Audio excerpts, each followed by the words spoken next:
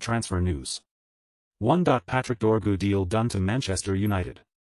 Romano has confirmed that Patrick Dorgu is set to become Ruben Amorim's first major signing at Manchester United, revealing some good news for the Old Trafford club about the player's fee.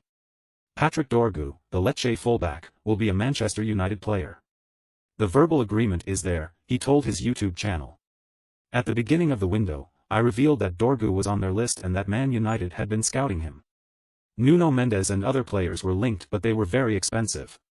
The fee you see around, from what I'm told, is not exactly correct. The fee is €35 million plus €5 million in add-ons, not that easy to reach. Man United have been able to reach that in what was not as easy agreement to reach. Lecce are very happy. For them it's an important sale. What you can know about Patrick China's Ekpir Dorgu. Position, DFMF black small square-footed, left. Born, October 26, 2004, age, 20-095D. National team, Denmark DK Other, Italy. Club, Lecce. The fee agreed is understood to be £25.2 million plus £4.2 million in add-ons. As Sky Sports News reported upon Amorim's appointment, left wing-back has been circled as the priority position and was the one transfer highly likely to happen in this window regardless of the club's situation. Dorgu, 20, has made 53 appearances for Lecce in Serie A since joining from Danish club Nordsjælland in 2022 and has been capped 4 times by Denmark. Lecce themselves, clinging determinedly to their Serie A status for a third season in a row, identified Dorgu in FC Nordsjælland's famed academy before he had even broken through. There too, at FCN, there is pride and satisfaction at the player's development. Our good scouting spotted him quite fast, Alexander Ridget, their technical director, tells Sky Sports. It required Ridget and the current Norwich City head coach Johannes Hofthorpe to make the trip to Jutland to see him. It is a 5-hour drive from here. They saw something in Dorgu, just 12 years old at the time. He played 1 year up in their U13 team but was not a standout star. He was always a good player but he developed very well a little later, at the age of 16 or 17. Before long, he was gone. His journey is a little different from many of our other players. Normally, they play 50 to 100 games and then leave for a bigger club. Is that frustrating? No, we were still a very important part of his journey.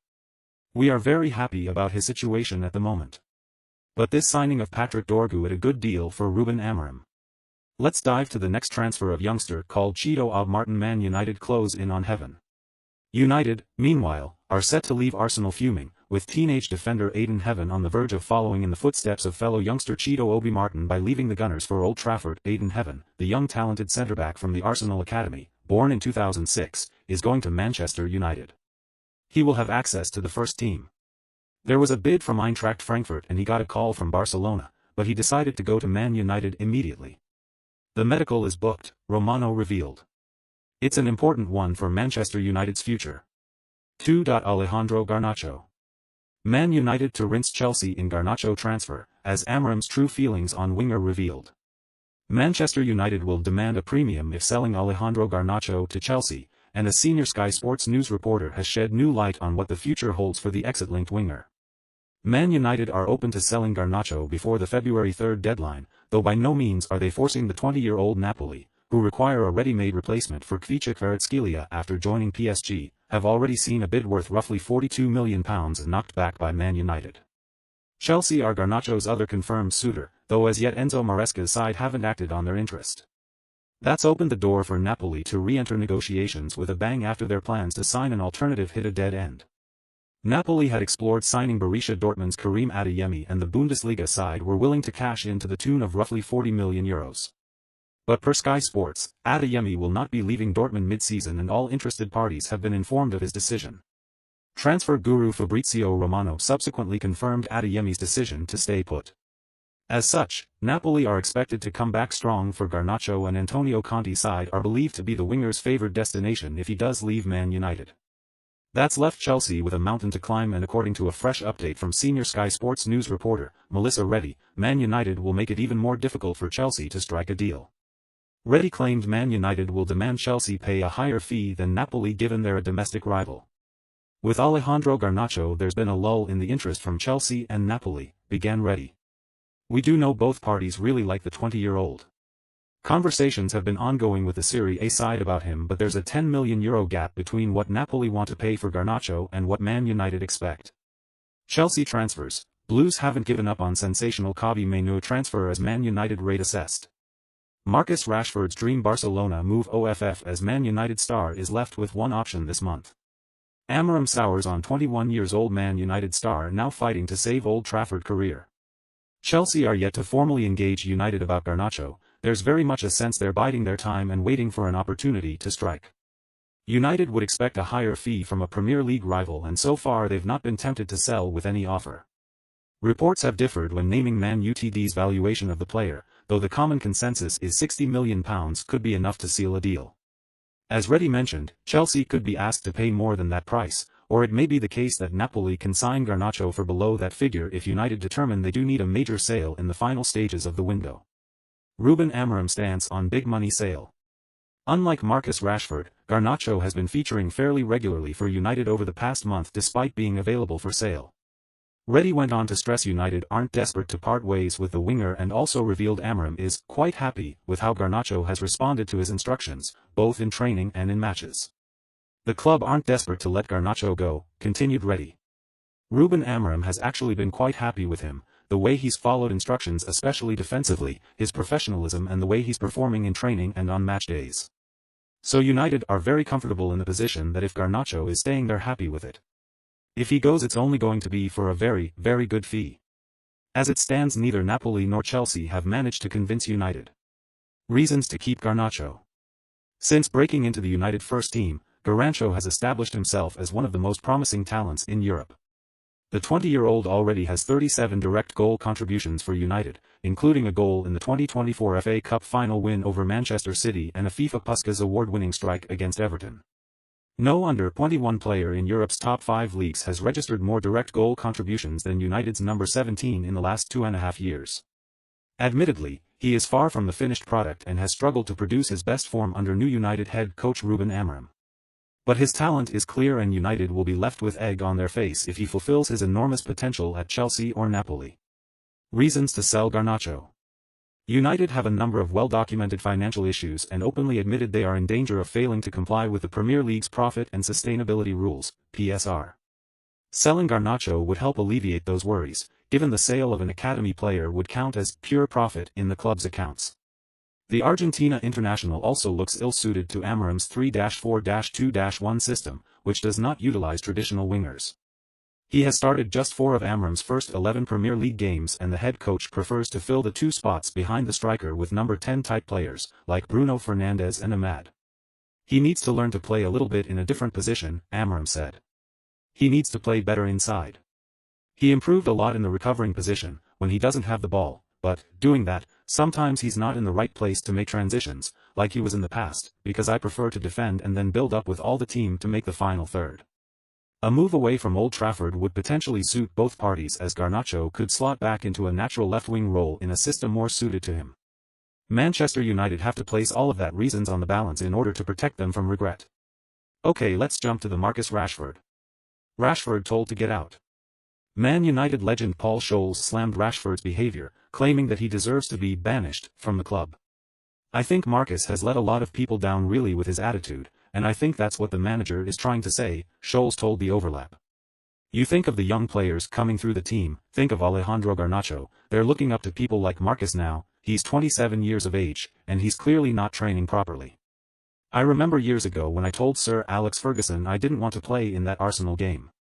He said to me, the worst thing you did is let your teammates down, and that really stuck with me because I wasn't really thinking about that. And now I think Marcus Rashford, he's doing exactly the same.